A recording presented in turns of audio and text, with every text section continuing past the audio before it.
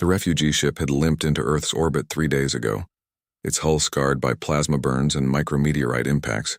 Commander Sarah Chen stood in the processing center, reviewing the latest batch of asylum requests on her datapad. Most were standard: families fleeing war zones in the Outer Rim, merchants displaced by the Krell expansion. Then she saw the file that made her pause. Subject: Lyra of Clan Vishara. Species: Thurelian. Dependents: 2 juveniles, ages 4 and 7, human equivalent. The Thurelians were a curiosity in the galactic community. Their homeworld had been consumed by its dying star 2 generations ago, scattering survivors across known space. What made them unique was their biology. They were natural heat generators, their metabolism producing warmth that could sustain them in the coldest environments. It had been their evolutionary advantage on a frozen moon. Now it was all they had left to trade. Sarah called the next applicant. The door slid open and Lyra entered with her children clutching her sides. She stood barely 5 feet tall, her crystalline skin refracting the harsh fluorescent lights into soft blues and purples. Her children, even smaller, pressed their faces into her tattered thermal wrap. Sarah had seen desperation before, but something about the way Lyra held her head high despite the trembling in her hands struck her differently. "Please, sit," Sarah said, gesturing to the chairs across from her desk. Lyra remained standing. Her translator device, an outdated model that crackled with static, struggled to convert her melodic speech into standard English. "Commander Chen, I have reviewed your immigration protocols. I understand Earth's resources are stretched. The human settlements on Mars, Luna, Europa, all overcrowded with refugees." Sarah nodded slowly. It was true. The United Earth government had accepted more displaced species in the past decade than in all previous history combined. Public opinion was turning. Politicians were calling for closed borders. The galaxy's problems, they said, were not humanity's responsibility. "I cannot offer you skills you need," Lyra continued, her voice steady despite the translator's distortion. "I am not an engineer, not a scientist, not a soldier. I am a mother who has failed to protect her children from a universe that has no place for us." The children whimpered softly. Sarah felt her jaw tighten. "But I have one thing," Lyra said, and her skin began to glow with a soft warmth. The temperature in the room rose perceptibly. "My people generate heat, constant, renewable, endless heat. Your colonies in the outer system, they struggle with energy costs, yes? Heating modules, fusion reactors that require maintenance?" Sarah leaned back in her chair. She'd read about Thurelian thermogenesis in xenobiology reports, but seeing it in person was different. The air around Lyra shimmered like summer asphalt.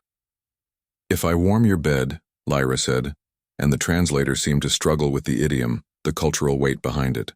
"If I provide my heat to your cold places, to your people who shiver in the dark corners of your expanding empire, will you let us remain? Will you let my children grow here, learn here, live here?" The words hung in the sterile air of the processing center. Sarah had been a naval officer for 15 years before transferring to immigration services. She'd fought in the Rigel conflict, had seen ships torn apart and crew members spaced into the void. She'd learned to make hard decisions, to separate emotion from duty.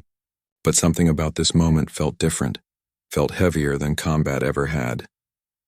"Miss Lyra," Sarah began, choosing her words carefully. "What you're offering. It sounds like indentured servitude." "We don't know," Lyra interrupted, her glow intensifying. "Not servitude, trade, fair trade. I offer my ability. You offer safety. My children deserve to sleep without fear of the ship's hull breaching. They deserve to attend school, to make friends, to not watch their mother beg at every port for scraps and second chances." One of the children, the older one, looked up at Sarah with eyes that seemed too large, too knowing. The translator picked up a small voice. "Is this the place? Is this where we can stay?" Sarah closed her datapad. Protocol said she should refer this to the committee. Let them debate the precedent, the optics, the political ramifications. Protocol said a lot of things. "Tell me about your children," Sarah said instead. Lyra blinked, her bioluminescent patterns flickering in surprise. Then she began to speak. She told Sarah about Kale, who loved mathematics and could calculate orbital trajectories in his head. About little Nira, who collected stories from every species they encountered and dreamed of becoming a xenoanthropologist. She spoke of her late partner, lost in the evacuation of their colony ship. She spoke of 8 different planets where they'd been turned away, of shelters that housed them for weeks before political pressure forced them out. An hour passed. Then 2. When Lyra finished, Sarah made a decision that would later be called the Chen precedent in immigration law classes. "Here's what's going to happen," Sarah said, standing up. "I'm approving your asylum application under humanitarian grounds, but not because of your heat generation abilities. Not because you're offering to warm our beds or work in our cold colonies."